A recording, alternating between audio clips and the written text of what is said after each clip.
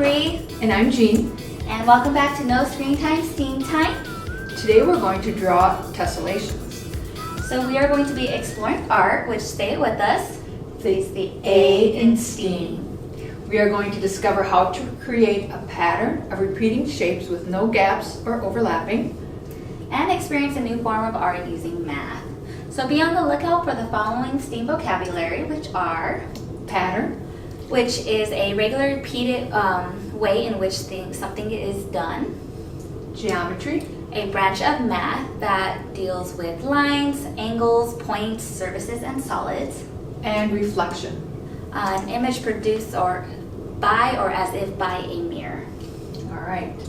And now that we have those out of the way for the lesson, tessellations, if you didn't know, are art pieces that use geometry to create a pattern of the same shape with no gaps or overlapping.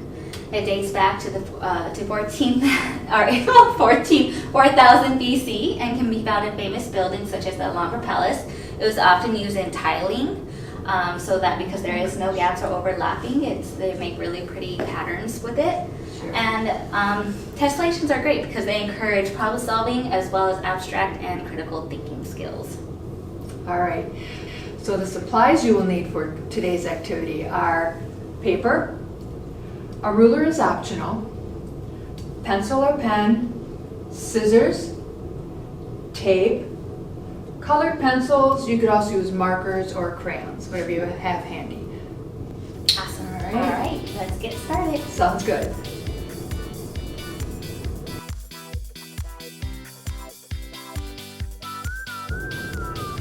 Okay, so now that we're at the table, we have all of our supplies here. We got some colored pencils, pen, pencil, paper, all the good stuff. So there's a couple ways you can go about it. So you can choose a geometric shape like Jean did. I chose a hexagon. That'll make it super easy. You guys can just use that and then you'll trace it all along your piece of paper. Or if you want to go ahead and make your own shape like I did, I used a sticky note, but you can just use a square piece of paper, and I will show you guys how to draw it out and then also cut and tape it together so that way when you go to trace it, it'll be a perfect fit and they will all fit like puzzle pieces. There will be no overlapping or gaps, which is what makes a tessellation. Okay. All right. All right. So we're gonna go ahead and do that, and then after we trace out all our shapes, we're gonna go ahead and color them. This is where you can really get crazy, and maybe if you're doing like some kind of fish shape or even a bird shape, you guys can make different faces. You guys can do whatever you want with it. We're going to keep it kind of simple and just do just color combos. Color but patterns, yeah, maybe. yeah, but you guys can really get it as artistic and creative with it as you want. All right, so let's go ahead and get started with that. I'm gonna go ahead and show you guys how to make your own tessellation shape, and we'll go from there. Okay, so for me, I am using a sticky note to start with my shape. So you guys can just use a regular square piece of paper. That is totally fine. As you can see, I kind of already drew out my shape. So what you're going to do is draw out some random squiggles or lines and points, whatever you want, on two sides of the square. So I went ahead, I'm gonna trace it so it's a little bit darker and easier to see. Went ahead and did some some points and some little squiggles right here. So that's what I'm gonna do. And then I also did it on the other side. So once you do that, you have it all traced out, you're gonna go ahead and cut it out. So you're gonna cut it in two different pieces. So we're gonna cut this top part first, and we are just gonna go ahead and just follow our design that we made. And don't throw it away when you're done because we're gonna use it. All right, there we go. So this one is gonna go on this side, and then this one is going to go on the bottom. And make sure you're matching your images. So my points are on this side, so I'm gonna do the same thing. Now we're just gonna go ahead and tape it. And then this will be your shape. And this is what's gonna make sure that it fits perfectly together. And now the next part is optional, but it does make it a lot easier. So if you guys have cardboard or even like cardstock, just something a little bit stiffer than just regular paper, even construction paper I think would work good. You would want to trace this out onto it and then cut it out again.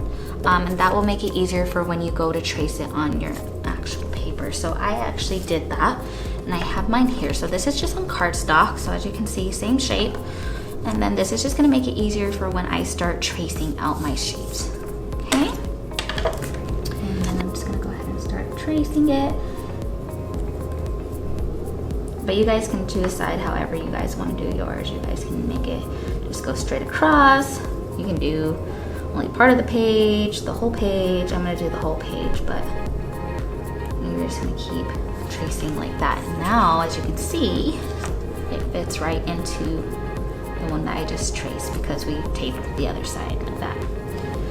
Okay, so as you can see, I traced all of my tessellations in from my shape right here. And this is also optional. This is why we also have pen as a supply, but I'm gonna go ahead and use this kind of Sharpie marker, but pen would work just fine. You're gonna go ahead and retrace all those lines you just made. This just makes it easier.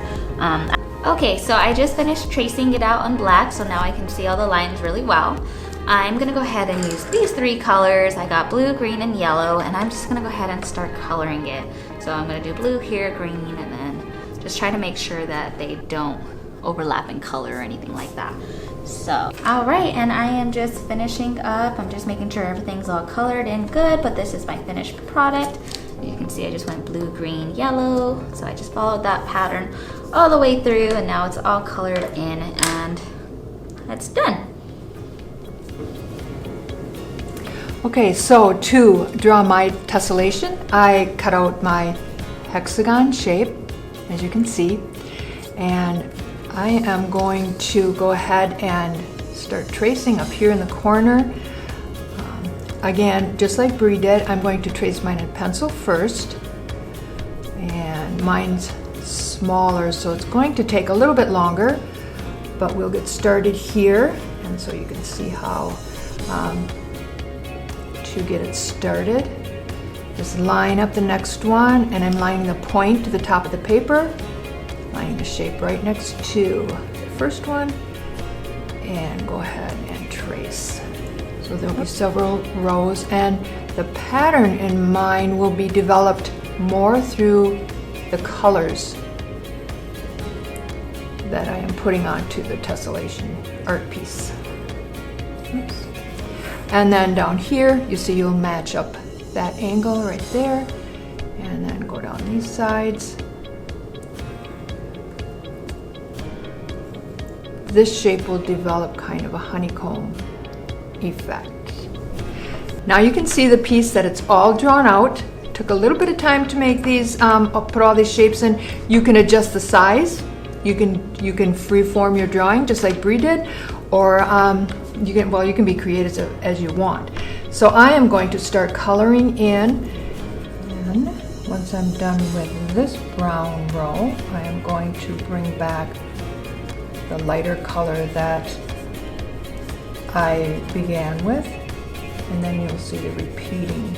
So there, you can see I've colored these all in. I'm just touching up a few of the places that I didn't quite get enough of the color. I trimmed it out, got rid of the extra little edges, and I think I'm ready to frame this piece.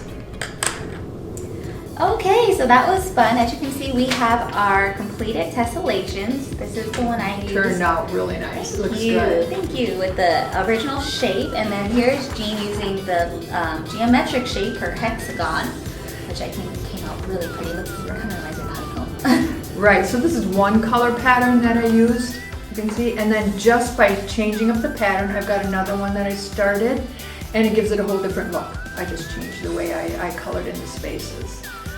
I love both of them. I feel like this one especially is like good for fall. Yes. Yeah. September, we're coming into fall, which don't forget, September is Sign Up Library Card Month. So make sure you guys, I know we're closed still, but you guys can give us a phone call. Yes. Let us know you want to set up a card. We can help you over the phone. We also have the curbside hours from 9 to 11, Monday through Saturday, and Tuesday evenings 5 to 7 at Coyote Branch, and Thursday evenings 5 to 7 at the downtown library. So make sure you guys get signed up so you guys can access all the digital resources and still check out books, including our book bundles. Yes, yes.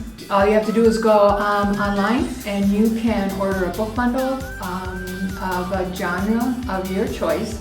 And we will pick some books out, get them checked out to you. Just come to our no contact pickup service and we'll get them right out to you.